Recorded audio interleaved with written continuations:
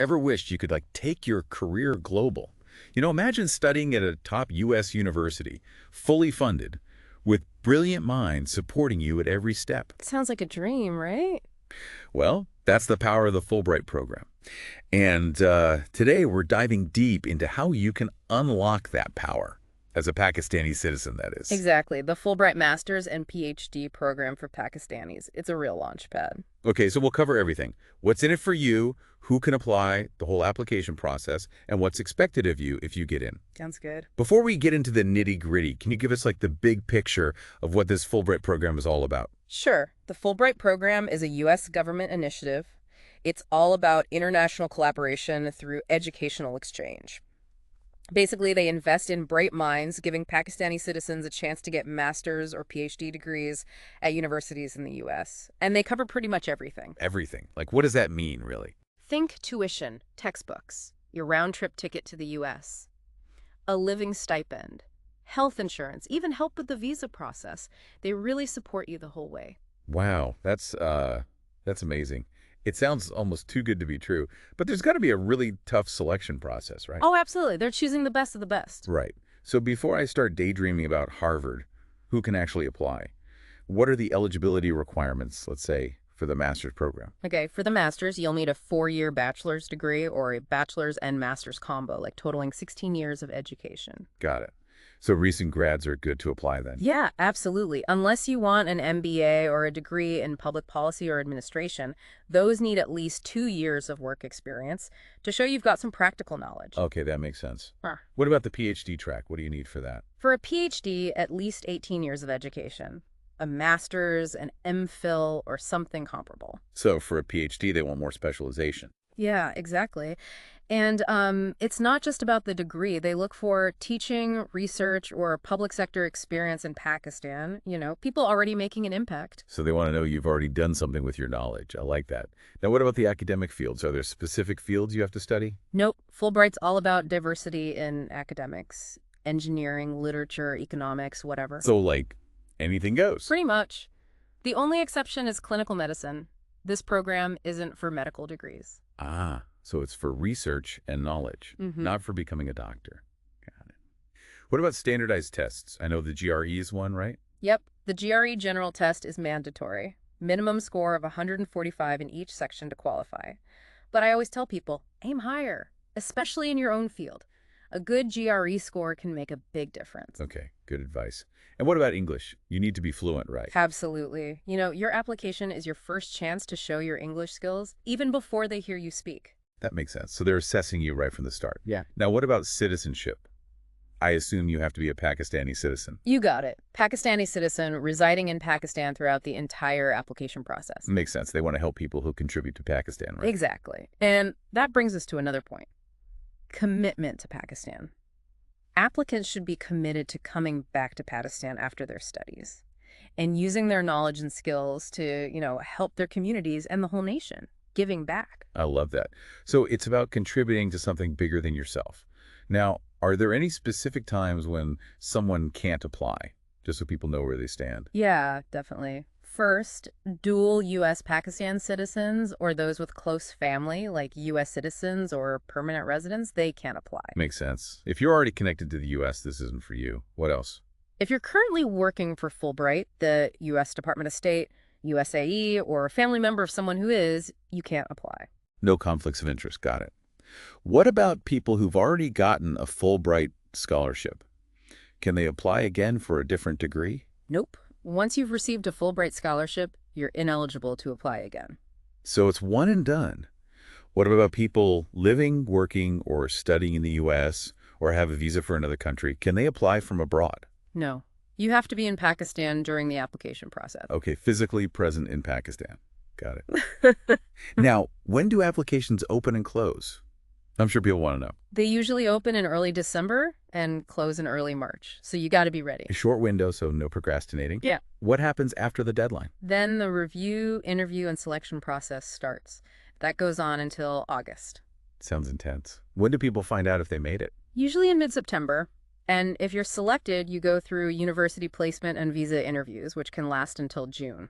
So even after you're selected, there's still a lot to do. What about the application itself? What documents do you need? First, you need a completed application form. Seems obvious, but it's important. Right. Attention to detail is key. You also need 3 recommendation letters. People who can talk about your skills and why you should be chosen. Professors, mentors, maybe even employers. Perfect examples. And don't forget your GRE score report. That's a big one. And transcripts, right? Yeah, scan copies of all your transcripts and an explanation of your university's grading scale. That's helpful too. So they understand your grades in context. Do the transcripts have to be attested by the HEC? HEC-attested documents are preferred but not required at this stage. Okay, good to know. Anything else about the application? Everything's online. No paper applications. So get comfy with online forms. Okay, let's say your listener gets the scholarship.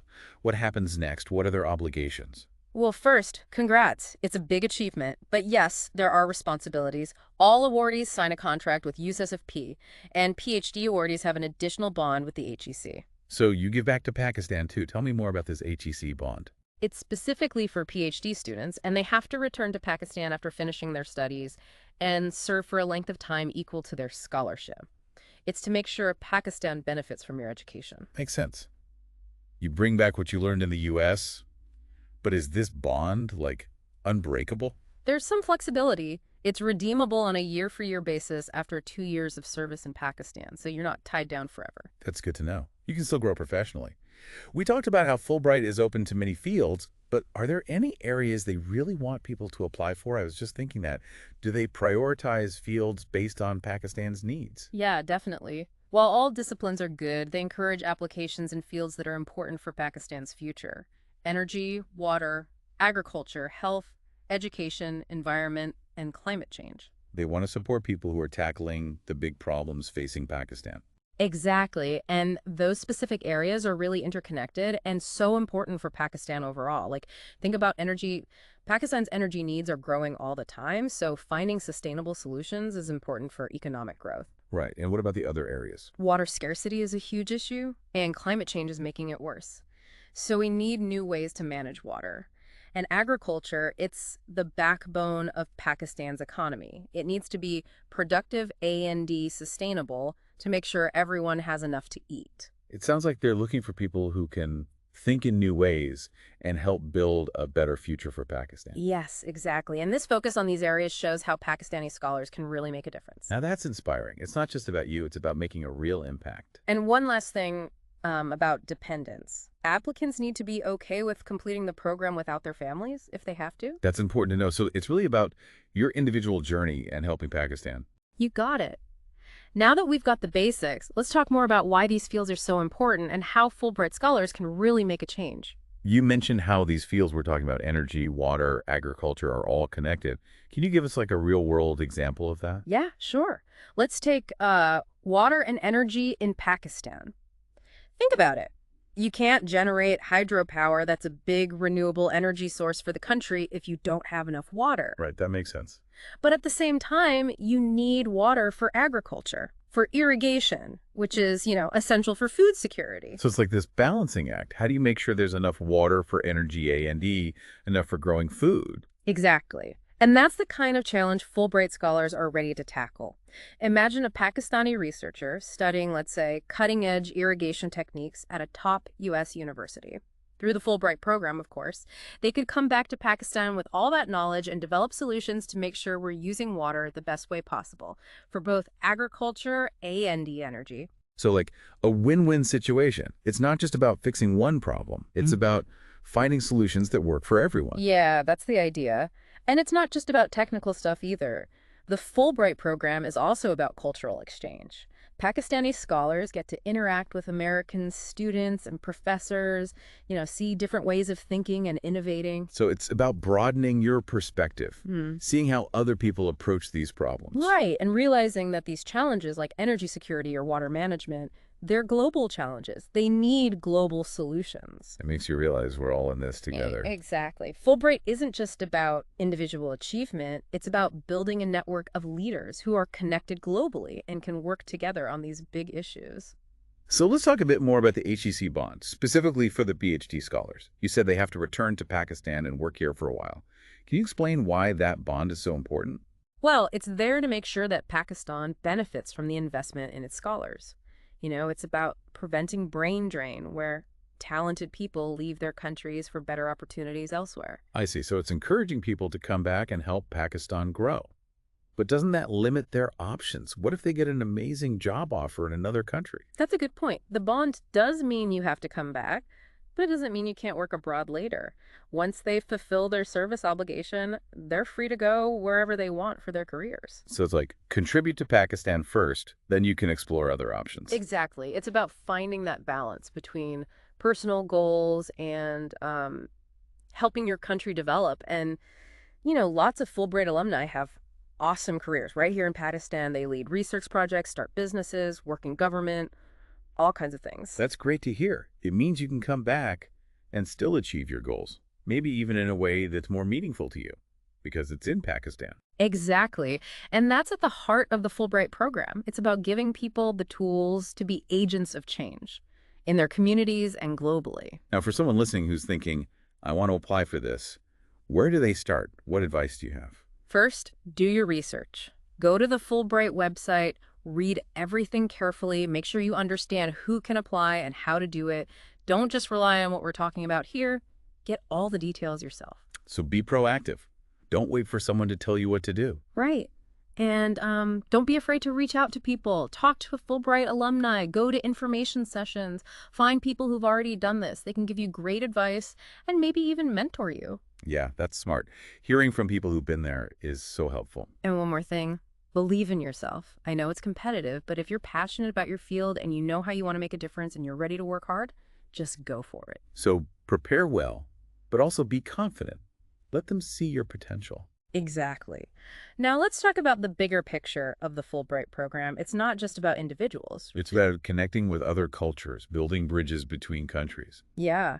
Think about a Pakistani Fulbright scholar, researching renewable energy in the U.S. They're not just learning technical stuff, they're experiencing a new culture, making friends with Americans, seeing how life is different there. And they're sharing their own culture and experiences too.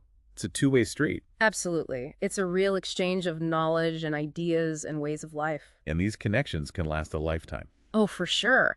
Lots of Fulbright alumni stay in touch with their American friends. They work on projects together, go to conferences, even just stay friends. You're talking about that Fulbright alumni network. Exactly. It connects people from all over the world who are all about understanding and working together. And that network is so valuable for Pakistan. These scholars come home with new skills A&D, with a whole network of people they can work with. It helps them in their careers, and it strengthens ties between Pakistan and the U.S. So tell me about the impact. What have Fulbright alumni actually achieved in Pakistan? Oh, they've done so much. We have leading academics shaping research and education in Pakistan. And people working in government, making important decisions. Entrepreneurs starting businesses, creating jobs. Artists sharing their creativity. Activists fighting for change. It's amazing to see the difference they're making in so many areas. It really shows how powerful this program is. And it all starts with that one decision to apply, to take that chance on the Fulbright journey. So for our listener who's been hearing all of this, what would you tell them as a final thought? I'd say the Fulbright program is investing in you, not just in your education, but in your ability to change things. If you're ready for that challenge, if you want to make Pakistan and the world a better place, then this is your chance. It's amazing to think how one program can have such a ripple effect. Like investing in one person's education can change a whole society. Yeah, it really shows you the power of education and cultural exchange. Fulbright isn't just about learning things. It's about turning people into leaders, innovators, people who connect different parts of the world, and people who can make a real difference. And, speaking of making a difference, Fulbright has some pretty amazing alumni, right? Oh, yeah, for sure. We're talking Nobel Prize winners, Pulitzer Prize winners, heads of state, CEOs of huge companies, top academics, artists, activists. Wow, that's impressive. It really says a lot about the kind of people who get into the program and the impact it has on them. It's not just about the awards, though. It's about the way Fulbright changes how you think. It makes you strive for excellence, for leadership, for service, teaches you to think critically, to challenge things, to work together to solve hard problems. So it's about creating a whole generation of change makers, people who are ready to make a difference, not just in Pakistan, but all over the world. You got it. And that brings us back to our listener. They've heard all about Fulbright. Maybe they're even imagining themselves graduating in the U.S., starting their own Fulbright journey. What would you tell them as a final thought? I'd say this program can change your life, Yeah. but it's not easy. It takes hard work, dedication, and a real passion to make things better. If you believe you can make a difference for yourself and for Pakistan, then go for it. Don't let anything stop you. Couldn't have said it better myself. Don't let the complexity or the competition scare you. Read everything you can, talk to Fulbright alumni, and most importantly, believe in yourself. Believe you can do great things. And on that note, that wraps up our deep dive into the Fulbright program. We hope you learned something today, and maybe it even inspired you a little. Remember, learning never ends. Keep asking questions, keep exploring, keep trying to make a difference in the world. Thanks for joining us on the deep dive. Until next time, keep exploring.